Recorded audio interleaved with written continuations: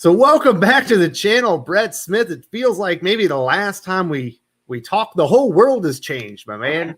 It has. I know. It's crazy all the stuff going on right now. Just worldwide, and obviously we're gonna talk a little bit more about comic books and maybe entertainment and stuff. Mm-hmm. But like one of the weird things I'm seeing coming out of this is, a lot of comic book writers and creators had like a hashtag pencils down, because they got the call that. Right. You're not being paid to create right now. You're not supposed to be illustrating. You do not be writing because you're not going to be paid for it. You're not going to get compensated for it. There's just been this weird, like tiny community or tiny group of people that are just celebrating that people are losing their jobs, maybe losing their livelihoods, potentially, knowing we don't know how long this is going to last. People could lose their house for that. I'm not enjoying the mean-spiritedness that's kind of coming out of all the chaos of today's climate. I would agree. I think that's a horrible thing to celebrate a bunch of people not working or being, especially comic book artists are independent contractors. They're small business. They usually run an LLC, or like I do, they have a subchapter S or a C Corp. So they don't have regular income unless they're under contract, and very few artists are these days. I'm sure there's probably some writers that are under contract, but you don't have things like healthcare provided for you by an employer. You don't have a regular streaming income. You work by way of each project that comes to you, and once that project is over or that book is done, and if you don't have something lined up after it, you're looking for work. So I would never celebrate that these people are out of work. I don't care what my differences are with them. It's like anything. I just think that's kind of perverse and morbid, to say the least, to sit there and say, I don't know. It's a strange thing to be cavalier. You can't be cavalier with people's livelihoods, and that's what we're talking about. I don't care. I don't care, if they're SJWs or not. Even if they, I know some people in the industry have kind of held you back, and maybe we talked about that a little bit, but you're not wishing that the thing that's happening worldwide right now, like, strikes them down and they have no ability to take care of their family anymore. No, not at all. Things like this crisis that we're currently going through sort of levels everything, to a large degree in my mind. And I just try and think of the bigger picture, and frankly, it's if you're working for Marvel or DC right now and you're not being able to work because they're not producing books. And I know DC isn't. I'm not exactly sure if Marvel is still working. But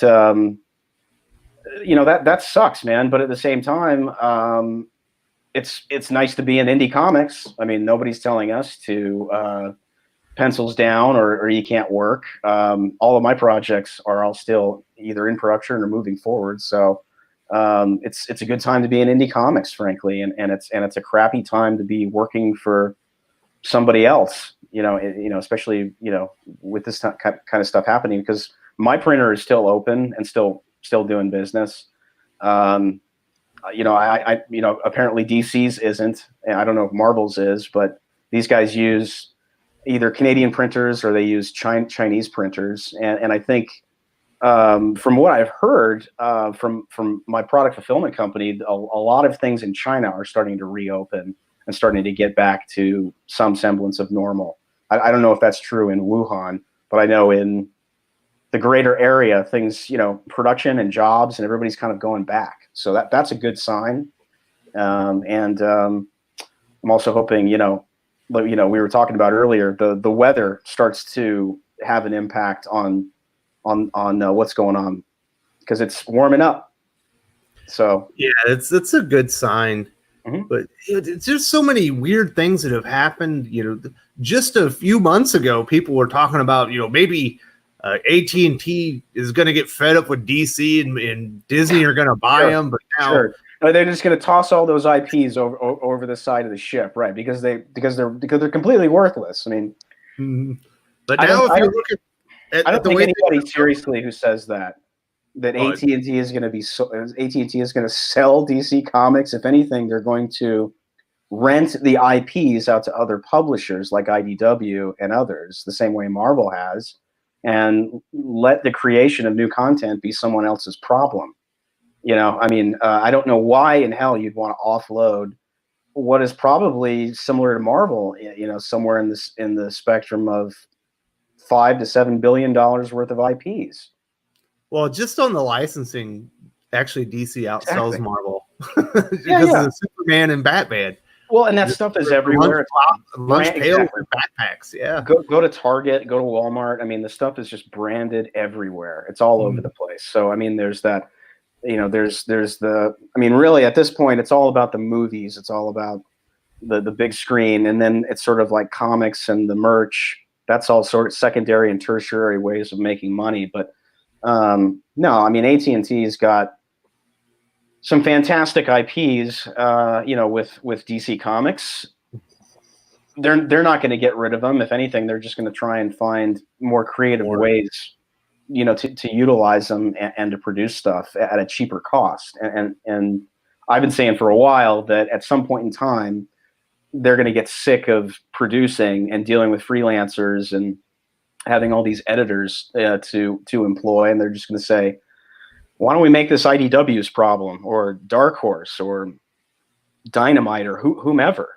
Let them go out and create all this crap, and they can pay us, quarterly income for renting Batman or renting this IP. The same way that Josh Blaylock rented GI Joe from for Devil's Due while I was at Devil's Due for all those years. So that's the most logical thing, and Marvel's already done that with IDW, with Spider-Man and Captain Marvel and Black Panther.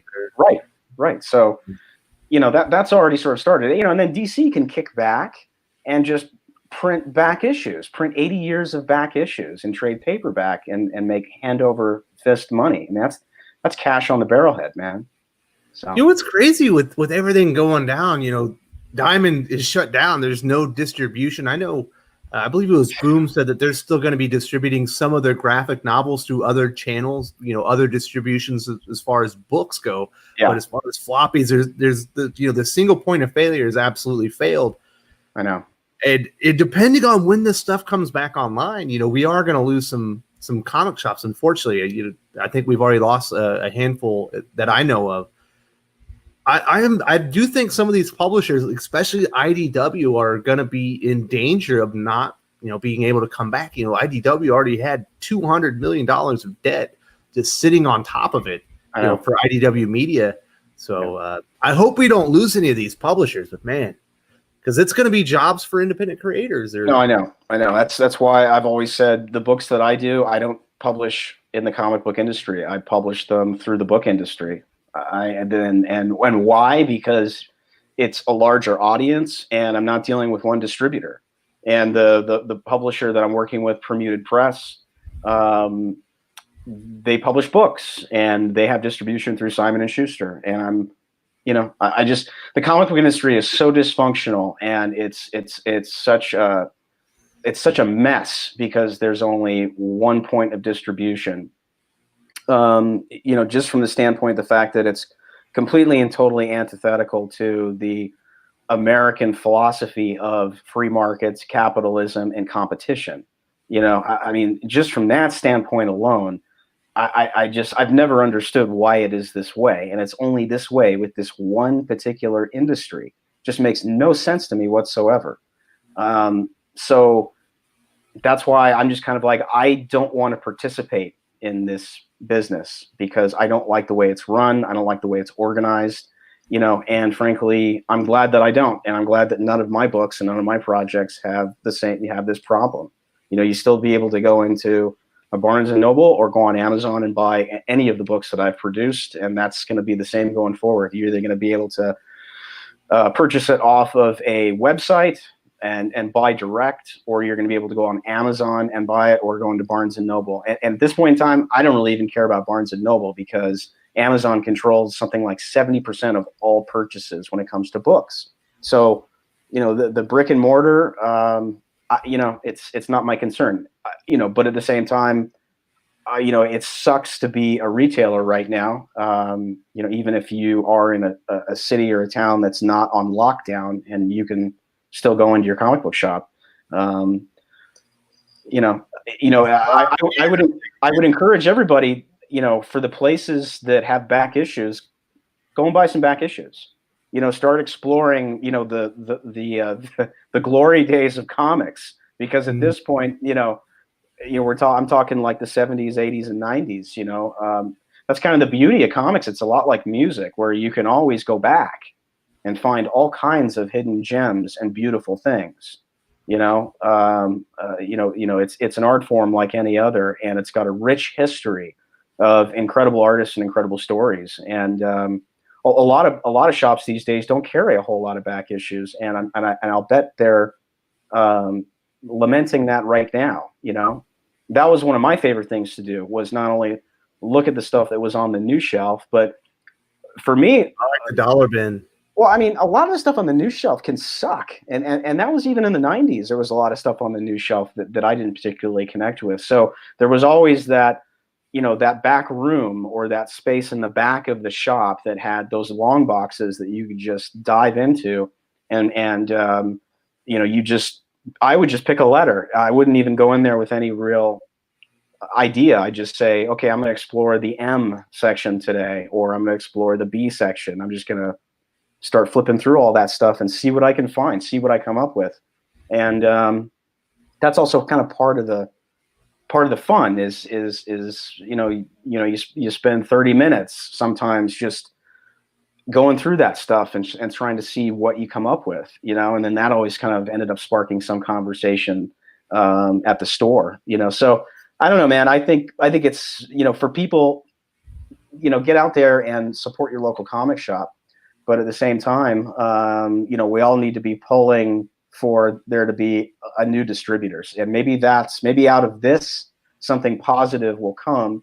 And that will be the industry saying, it's probably not smart to have one point of distribution at this point. There probably needs to be maybe 2, maybe 3 distributors, and so DC Comics just yesterday, they made a statement. They said, listen, this is the initial plan. We're going to make all comics fully returnable from, I think it was March 18th out to June 20th. So it ended up being 4 months, and it was retroactive, which I thought was great. They also said, we're going to credit any comic shops, your shipping costs to ship them back.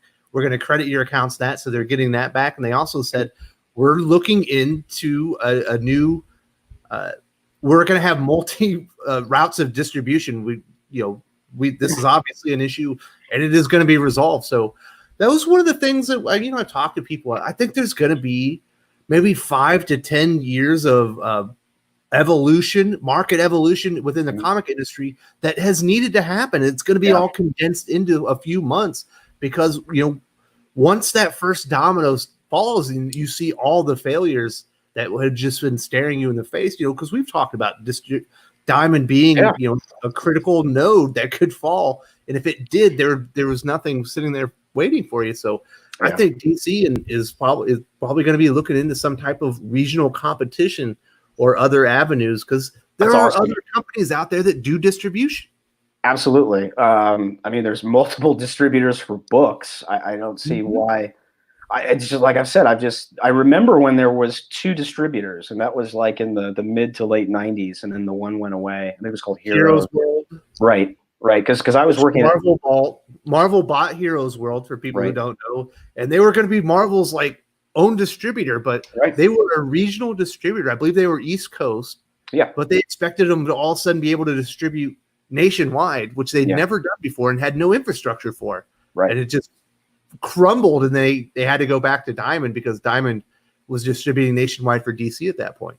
Yeah. I don't know if it's just been lack of interest or lack of investment or what's. I think that they shrunk the industry down. It's just not a huge moneymaker. If there's not going to be a lot of competition, if there's not a lot of cash to be made, Yeah, no, I mean, you're right. That had to have been it. But at this point, I guess if there's any kind of sort of creative chaos that comes out of this, it'll be that there's a new point of distribution, and DC probably needs to have some equity in that, which they will now. I don't think that's a bad thing, but there needs to be some kind of alternative. I mean, if something cataclysmic happened to Diamond outside of what's going on right now, so it just seems like good business.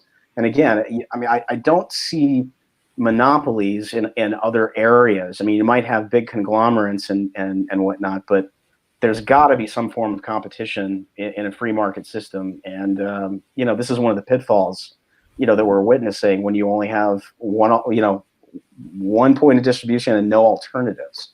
So maybe if things start to open up, that'll solve some problems. But I still like the book publishing business, and I like publishing my stuff through there because it's just a much bigger audience. Comics is very small. It is a niche audience. Well, of course, comic fans are very passionate about the industry, and there's a lot of consternation. People are freaking out. It's bad news upon bad news for the industry. Yeah. Comic shops are basically being forced to shut down if they're not essential. Even if they're not in an area where that's happening, a lot of them have been reduced down to doing curbside pickup or delivering locally because people aren't really coming out. So it's a hard time. But I'm with you. Go and support your local comic shop if you can. Yeah. If you've been eyeballing that, that Action Comics, comic on eBay, and you're about to put the bid in, go tell your comic shop what the price is on eBay. See if they'll match it. I bet you they will, because they want your business. Yeah, absolutely.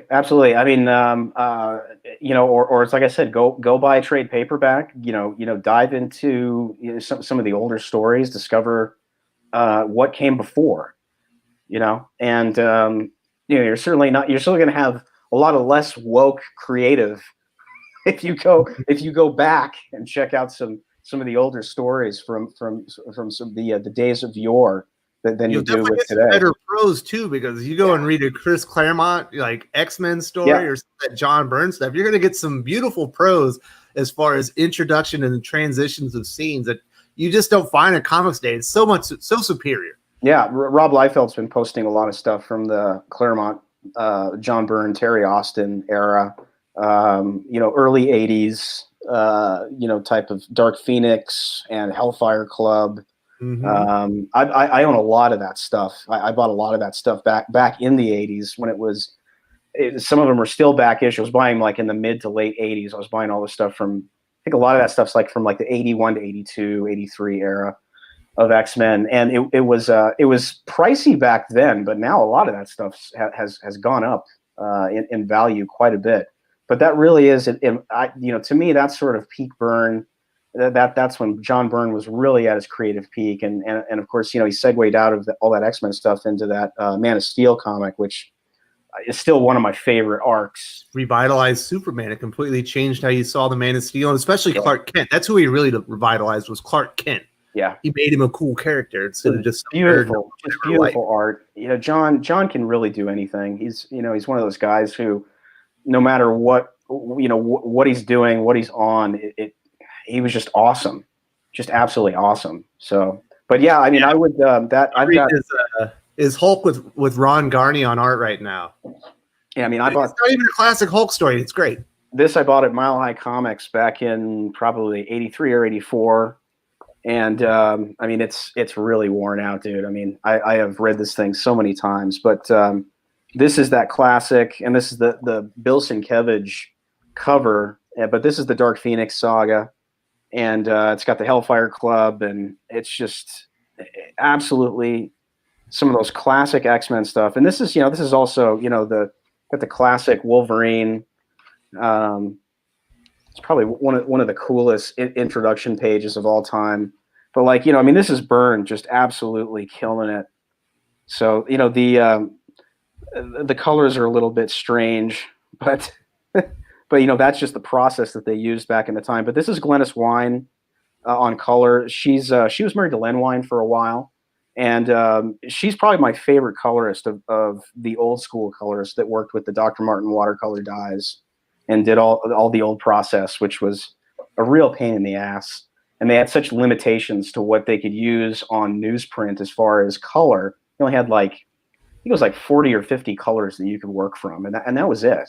So you were limited. So you had to really kind of do more with less. But Glynis did all the original X-Men stuff under Byrne and Terry Austin, and then she even did stuff like the Frank Miller, Chris Claremont Wolverine 4-issue arc, which is like 81. And that's just that's when they really kind of filled out Wolverine and made him into what he was. Before that, he was just kind of this berserker guy that you just kind of go to when you need him to go and kill somebody or destroy a bunch of crap. But that Byrne or the Frank Miller Claremont, that 4-issue, I think it's 4 issues, I recall. It's very short, where he goes to Japan, is just it's so perfect. And I wish that, as much as I love James Mangold, I wish he would have made the Wolverine into that. They did not do that movie right. They didn't do it right, and it was so frustrating because all you really had to do was go in and kind of reconcile those 4 issues and turn them into a 2-hour movie, which they could have done, I think, very easily, and gotten all the ninjas and everything in there and made it just perfect. And instead, they had to have Silver Samurai, and they had to have this, and they had to have that, and like, it was just a mess, man. It was such a wasted opportunity. And I hope someday that somebody will take that 4-issue arc and turn it in maybe a series. That would be cool. 30-minute 4 or 5-issue series, or 5-episode series, or some kind of live action, because it's just perfection. The X-Men movie universe is so hit and miss. I mean, X-Men came out as really good. X2, excellent. X-Men 3, terrible. It is like Wolverine Origins, unwatchable. Then awful. You get, Wolverine, I think First Class, yeah, really good. Then you get I into like First Class, yeah. Days of Future Past, really good. Then it's Age of Apocalypse, terrible. I watched Age of Apocalypse. Or no, what was the last one? The Dark Phoenix. Dark Phoenix. That was actually pretty good. I watched it a couple months ago, and I couldn't quite figure out why everybody was so angry about it. I thought it was very dark. It was very serious. There was a couple scenes where Mystique kind of was man-hating. Why are all the girls in this team always saving all the men? They should call it X-Women. I was just like, can't they just kill you soon? And which they did. They killed her off, which was great because I was so sick of Mystique. I mean, frankly, the best Mystique is Rebecca Romaine. Jerry O'Connell. He's married to her now. So. Oh, yeah, Romaine O'Connell. Yeah, I think it's just Rebecca Romaine now. But they have like 3 or 4 kids together. So that's an actual happy relationship, it would seem. But she was the reason why that character was something was because you got to look at Rebecca Romaine basically nude, without any clothes on, with the decals, which is basically those latex decals that they glued all over her, which was sort of like a de facto bikini. You know what I mean? That character was never meant to be this team leader, and Mystique was never really that interesting to begin with, in my opinion. But yeah, Jennifer Lawrence hit it big with the Hunger Games, and after that, she was like the leader of the team, even almost bigger than Professor X. But Jerry O'Connell, it's so weird because he, the first time I ever remember seeing him was in Stand By Me. Right. He's the fat friend that they all make fun of. Right, Bruno. Yeah, it's funny when Jerry O'Connell was in film school. I think he went to USC, and they were one of his classes. They watched Stand By Me, and none of the kids in his class knew that was him. Like they didn't put 2 and 2 together because he looks so different. He's so chubby back then, and I think like towards the end, like the professor I think asked him a question about it, and then everybody was like shocked. They're like, "Holy shit, that's Jerry! Like that's the guy sitting next to me or something." But yeah, that's such a classic movie. And it's I've read it's a short story by Stephen King called The Body.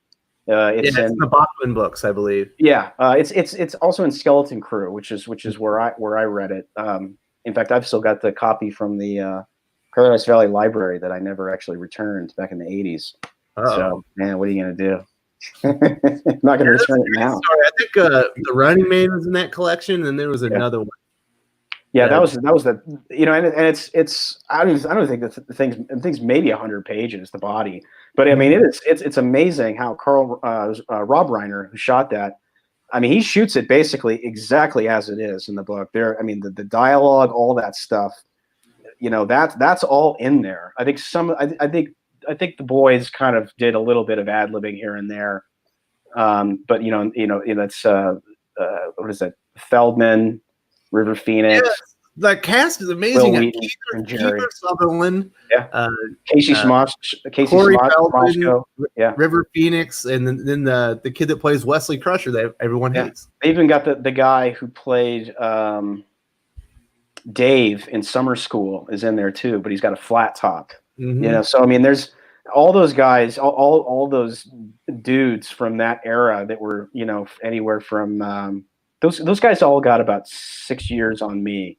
because River's born in 70. A lot of those guys, Ethan Hawke, all those guys are about 6 or 7 years older than me. But like at the same time, when you're that age and you're watching that stuff, you see yourself, and that's what one of those lines that Richard Dreyfuss is in it.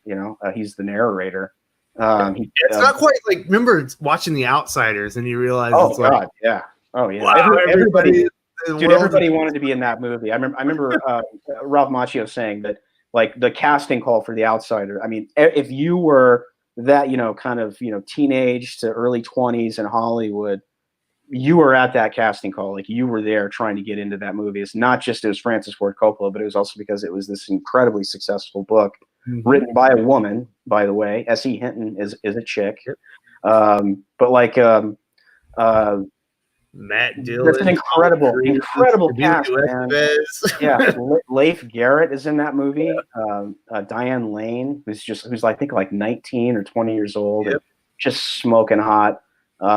Man, it's just crazy. That movie is so good, but like it's fun to go back and watch that stuff and see those guys so young, because they're most of them age pretty well. They're all pretty baby-faced dudes. Jerry Swayze was in there. I forgot about that one. Dude, he is such a badass. It's amazing. It's like you go from, all those people back then, like ended up in other movies with a lot of the same people. That's I remember Red Dawn. A lot of Jennifer Grey, Jennifer Grey and Patrick Swayze, and then years later they go and they do Dirty Dancing. So it's just amazing. But yeah, that was Stand By Me is just fantastic. And I remember that was such a big movie with all of my friends of that era, because we all sort of saw ourselves, or you see, that's kind of the friends that you have when you're that age. I think they're like 12 in that movie, as I recall. I think like 12, like 11 or 12, 13, in that great tree house that they're all hanging out in, smoking Lucky Strikes and playing poker. It's just hilarious. Absolutely hilarious. Yeah, Corey Feldman's insane in that movie. Best coming of age movies you'll ever see in your life. That's the way it should be done. Absolutely. Well, and the other thing was, it's funny because it's like we would like my friends and I never like lied to our parents and snuck off like 15 miles away from home, but we would definitely all go over and do sleepovers at each other's friend's house, and then we would sneak out and go do things like, go in teepee houses, or just get into like general mayhem either during the day or at night. That was always kind of like, that was that era, when you were a boy of that age. Those are the kind of things the kind of shenanigans that you would end up. We rode our bikes everywhere, and that's kind of, those guys are just kind of, and we also walked a lot of places, and that's kind of the story of that movie is it's like a travel log of like a bunch of 13-year-old boys, 12, 13 years old. It's kind of crazy where we've all come. I think everyone's amazed at how the Gen Xers are able to quarantine themselves with little to no. It's like, I'm staying home with my wife and kids. I'm not getting stir crazy at all. No.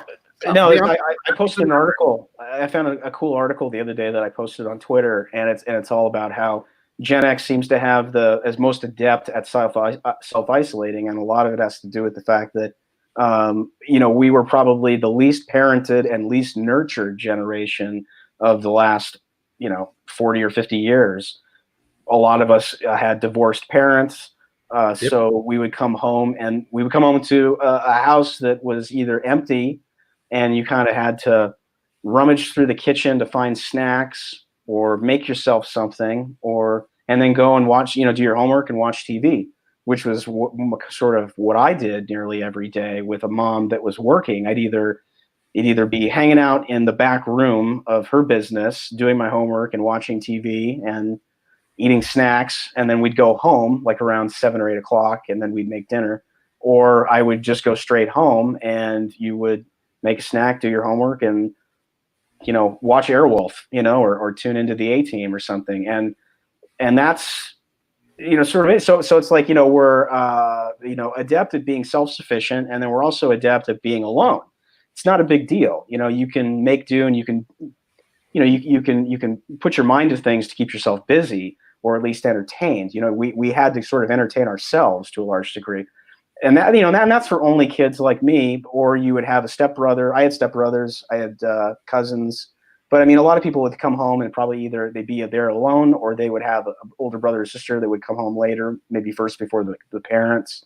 But it's kind of an interesting dynamic, with our generation, that we're able to sort of handle this. And then the other thing that is really interesting is, I graduated 2 weeks after 9/11. And that was also right on the cusp of the tech bubble bursting. So that was my first economic calamity. And then obviously that was my 20s. My 30s, it was 2008 financial crisis. That was the second economic calamity that Gen X has been through. And now we've got this crisis breaking out all over the world, and I'm in my 40s. So, I'm just hoping that maybe my generation can go through a decade at some point in time where there is no economic calamities. I look at the boomers and I think to myself, okay, you all grew up in your prime earning years during the 80s and the 90s, when nothing was going on other than the fact that people were making shit tons of money. It's like, why can't my generation have like a nice run of 10 years where it's boring, and all we're doing is just growing the economy, and people are going to work and socking away money and putting it into their 401k, putting it in the stock market and growing. It just seems kind of like our generation can never really catch a break when it comes to the economy. There's got to be storms that come along and just wipe everybody out right when you're starting to kind of make a little bit of money and starting to get ahead.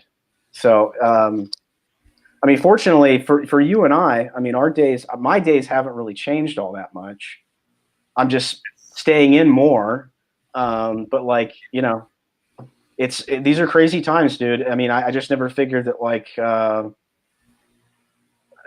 never figured that basically everybody would end up being in the house kind of like I have been for the last 25 years. So, but I'm here to help. If anybody needs any advice, reach out.